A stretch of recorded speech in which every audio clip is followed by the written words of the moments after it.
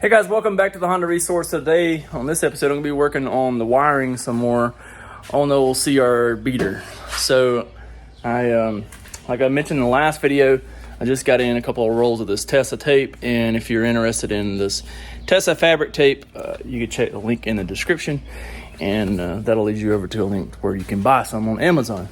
So I just got the boot that goes into the firewall swapped over from a CRV harness. Now this is not a boot from my original harness, because the original harness is here, but I just had another another harness over here in the pile of harnesses that was out of a CRV that I parted out, which is right here, and I took the boot off of that just because I want to be able to mount it into the firewall like it came factory right here. So and then I took some of that Tessa tape and I went over the loom all the way to here. And I'm gonna retouch some of this once I get the throttle body and get it into place, and then figure out some of the other wiring on here. I do know that some of these, like this sensor here, used to be the purge, which was on top of the throttle body, but I'm not going to use that anymore. So I may just repurpose one of the wires in there to go to my temp sensor, and then hack it off wherever that wire comes into here. Just put me a splice to go from this over to the temp sending unit, or the temp gauge rather. So now that I've got this loomed up to there, I can put this back over into place and put it into the firewall. So you can see there, it kind of runs along with the heater hoses up to the firewall, and then it just runs along the firewall over to here, and then I could put the two nuts on it as it was factory. I installed this fuel line kit from Jack Spanier Racing. Kevin over there sent me this over, and it turned out really nice. Now there's a couple fittings that didn't come with the kit that I put on here just to make it where I wanted it, such as this 180-degree bend here, and then it didn't come with the fittings for the fuel rail here. But it came with all the lines and all the other fittings. Came with a fuel pressure regulator over here. So we got that over there nice, and it came with a little fuel filter, little tuck kit. So this was a full tuck kit, and it goes on seamlessly with the exception of the actual fuel rail fittings. So it doesn't have the correct fuel rail fittings, but otherwise, man, great kit. Check the link in the description for this fuel line kit. And also he sent me over some shifter bushings somewhere. There they are. Shifter bushings that I'll be installing also. So we'll get those when we get to them. You can see that Tessa tape, how it looks really nice on there. Really nice. And then I got the battery up here. Working through stuff. I did find a CRV throttle body here off of a K24a2. It's gonna work, but I had to trim it a little bit right here to clear. And I think once you go full throttle, you can see how it's gonna hit the adapter there again. So I gotta trim that just a smidge as well to make sure that we have clearance. It doesn't get stuck open, because that would stink. See how it's sticking there and results in wide open throttle. So that would be no bueno. So we'll have to trim that a little bit with a grinder. I still got to put the map sensor on, and I got to put a throttle body gasket because I don't have a gasket in there right now. And I've also got to block this off. I got to find my daggone block off piece that I bought. I have no idea where it's at. So got to put the coolant lines to the air control valve there, and I've got to find a different throttle cable. This is the original throttle cable for this RD1. It was too short to go on this actual side of the throttle wheel. So right now I've got it on the cruise. This is the cruise wheel. This is the actual throttle. So the cruise will open the throttle blade. You see, but it's just not.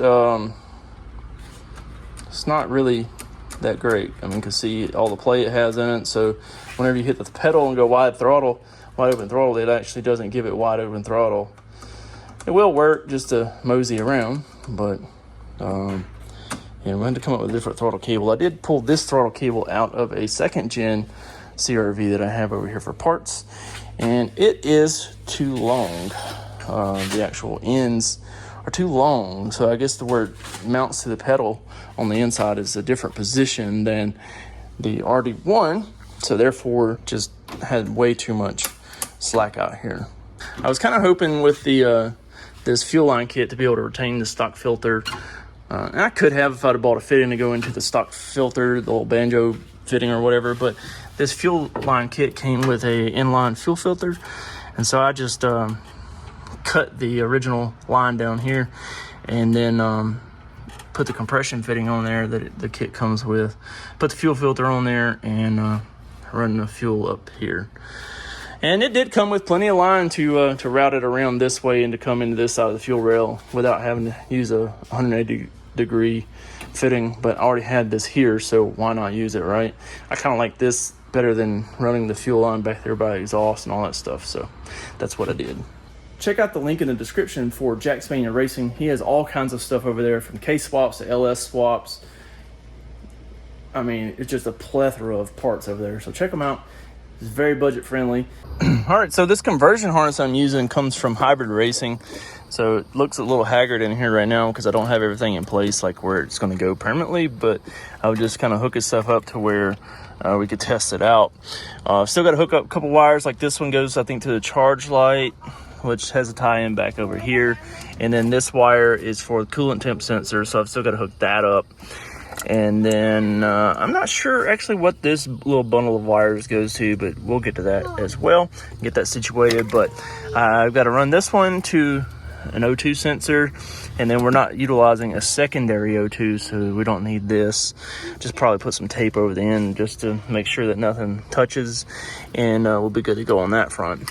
This wire here snicks over here, comes through over here, and we had to pull, you can see the gray plug there. I had to pull the plug from the engine bay where the original engine harness plugged in, pulled it back into the cabin, and I've got it hooked up there.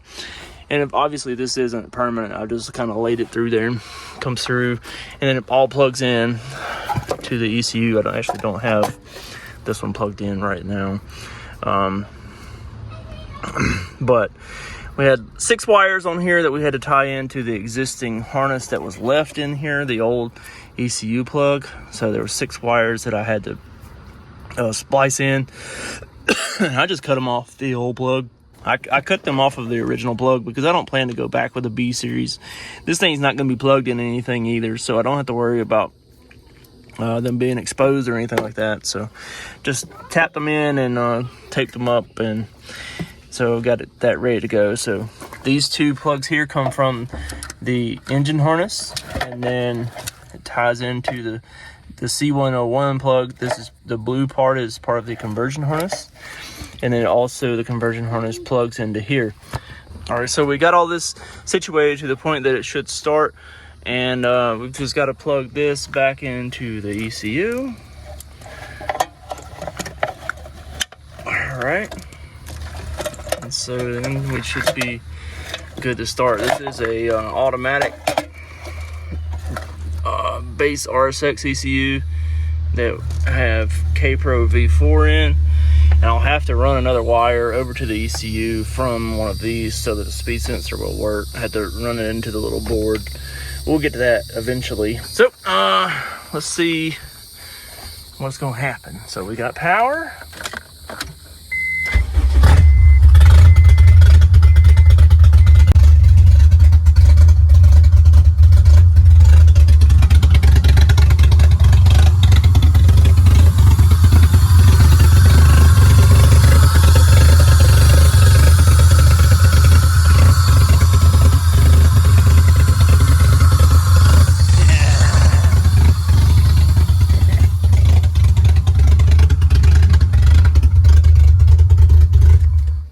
Heck yeah. So I need to get an O2 sensor in there because it's running pig rich. And also I don't have a throttle body gasket on here right now. So I did order a throttle body gasket from AutoZone earlier, and it won't be in until Saturday, and this is Thursday. So the fuel lines work really nice how they are. Thanks again to Kevin down at Jack Spaniel Racing for sending that out to me. Make sure you check the link in the description again. Check the link in the description to pick you up a set of fuel lines like these. I still got to get my shifter cables in, still got to install the drive shaft, still got to put a return line for the power steering, got to put a AC compressor on here, the radiator. So there's still quite a bit of things to do and get this up and going. I did get a vacuum hose on here and put some T's in it. One goes to my fuel pressure regulator and the other goes to my cruise control because I'm trying to keep all this stuff. So got a couple T's right here, and then it's got the little check valve in this part of the original booster hose for the CRV. Glad to hear it start up, man. It's really nice to be able to hear it fire up after you've put this amount of work into it and stuff. So be getting some more done on it here pretty soon.